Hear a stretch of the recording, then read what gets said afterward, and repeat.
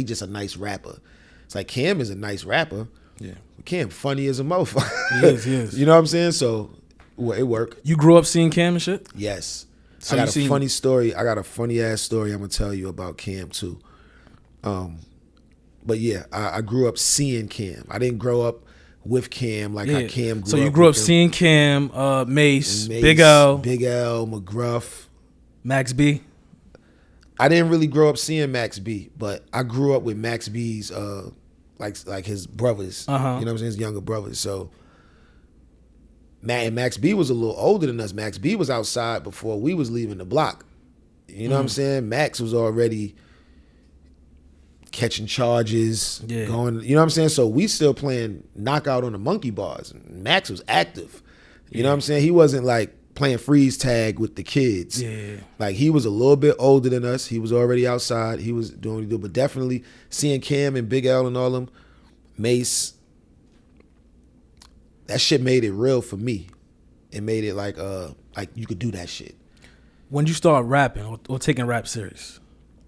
Probably when I was like 13. So just off rip, you outside, you see the guys. I was trash. Nah. It wasn't like that. I was going to middle school and I hung out with my man Rasheem Curry, whoever you at in the world, you know what I'm saying? It's my boy right there. His uncle was a hip hop fanatic, right? Same thing like my uncles. But he was of that era of like Mobb Deep, Nas, AZ, you know what I'm saying? I remember around that time, I remember the Iron Man album, I remember the Purple Tape. Yeah, he used to listen to stuff like that. So when he would leave, we would be in the Polo Grounds, Building 3. We in the room with the tapes and the CDs and all that. So we start listening to those. Well, I'm not rapping yet. I'm still a fan. I went to school for art. Like I went to the High School of Art and Design in Manhattan. You know what I'm saying? So I'm going to school for architecture and fashion and cartooning and all that. But I'm still a fan of music. But I'm listening to Infamous. I'm listening to Do or Die. I'm listening to Illmatic. I'm listening to Into the 36 Chambers. Anything Wu-Tang, I was listening to. Anything Wu-Tang and anything Children of the Corn. You know what I'm saying? Like, you know what Children of the Corn was? Of course. That's the group with Mase, Cam, and shit. Yeah. Around this time, I'm not rapping yet, but I'm listening to SNS tapes, Ron G tapes, Craig G. I'm listening to all these, really a lot of Ron G tapes. Shout out to DJ Ron G. He will always have Children of the Corn freestyles on there, or Children of the Corn songs. And it'd be like Murder Mase, Killer Cam, Herb McGruff, Big L. Now I knew who Big L was because I'm like, oh, I be seeing him when he be walking to the pizza shop. Cause me and Vado and us lived on 144th between 7th and Lenox. Big L's from 39th Lenox. Cam is 40th and Lenox. Then Gruff is 41st. This is before Big L the deal or after? Or while he's hot? I found out about Big L when he came out with Put 'Em On. Yeah, okay. I remember when I saw that video on Video Music Box. And I'm like, oh, that's the park a couple blocks down. And I stay seeing Homeboy walking to the store. I didn't really know who he was.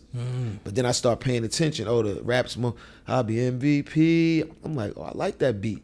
Got the Coogee on, cornrow. I'm like, but I be seeing him. Like, he a real rapper. Yeah. Like, he down with digging in the crates. Like, but I know who Fat Joe is. I know who Diamond, I know who all these people is from seeing videos. So I'm like, oh, Big L is, he got some, he kind of lit. But I know Cam and Mase and Gruff and all of them is nice because I listen to the mixtapes. So that really just made it real for me. I'm going to bring you to this Cam story real quick. You asked me about the Cam shit. It's funny how the world worked. We lived on 144th between 7th and Lenox, and we hung out in front of a building called 104. But it was closer to Lenox than it was to 7th. So we hung out on Lenox a lot more. And had a crew called OZF for 104 for the building we hung out on. And one day Cam was walking down the block with Fat Sean. I don't know if Jim was with him. Jim might have been with him because this was like when Cam had just started. He wasn't with Entertainment no more. Like he was in the middle of, I ain't doing that no more, but I'm about to start something. You know what I'm saying? Yeah, Ohio. And I remember Vado was like, yo, he's not Vado yet. Mm-hmm. He ain't Vado yet, and I ain't Jae Millz yet. I'm probably Script. That's my graffiti name. I'm probably Script at this time. And Vado not even rapping yet. But he's just loud. You know what I'm saying? So he like, yo, that's Cam. I'm like, word. But I'm a nervous rapper at this time. I rap like looking at the floor at this time.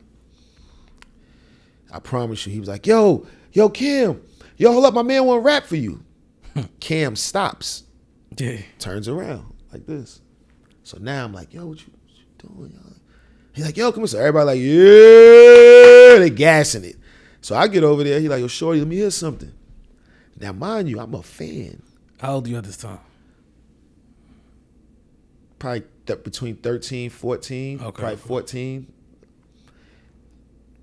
And like I said, I'm a fan. I listen to Ron G mixtapes. I know exactly who you are. I might know some of your rhymes by heart. You know what I'm saying? Yeah. He was like, let me hear something. I started rapping. But the whole time I'm rapping, I'm like,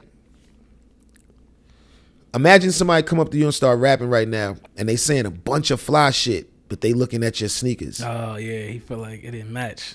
The lyrics He said, yo, shorty, you nice. Next time, just look me in my eyes. That was it.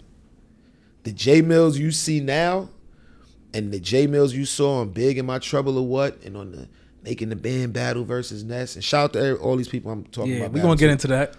All of these battles you see came from that moment with Cam. That's crazy. Real talk. See, y'all Harlem dudes is different because it's like y'all kind of like was embedded in this shit. Y'all had a cheat code in the early 2000s. If I didn't live in the 40s on Lenox Avenue at the time I did, I might not have believed that I could become a rapper. But if we playing knockout on the monkey bars and 3-on-3s and playing manhunt and all that, and we go chill on the corner, you know, get some crown fried chicken, get a center breast with a dinner roll. Man asked you, could he have some snatchy smackdowns, all that just dumb shit. Yeah. And then you see Big L walking. He got the Yankee fitted backwards on the angle, cornrows, Ava Rex, Pele jeans, Gore-Tex, two-tone Vasquez joints. You see Mase, he regular Mase, and then he get a deal. Now he in the park on a cell phone. While the kids having like the little summer tournaments and all that, he out there giving them $1 to make free throws on Easter. I remember one Easter, Mason was in the park on 45th and Lenox. He had a line in the park. If you hit a free throw, I'll give you $1. You know what I mean? Kids was out there. It's not the whole point that he was giving. It's just, it was here we are almost 30 years later, and I'm still talking about it's nostalgic, man. You know what I'm saying? Yeah. So, yeah, when growing up in it, it's like being from Brooklyn. Yeah. You can't tell a Brooklyn nigga that they can't make it in this rap shit or they can't go from the streets to this rap shit. They had Jay. These niggas, you can't tell them that they can't be better than anybody in the world. They got Big, they got Jay. You know what I'm saying? So it's like they got people that if you from a certain part of Brooklyn, you feel you could, nigga, do or die, nigga. You know what I'm saying? Like that's New York, period. Because every borough got their own flavor. Every borough got their own shit. Queens, niggas, Queens. We about getting the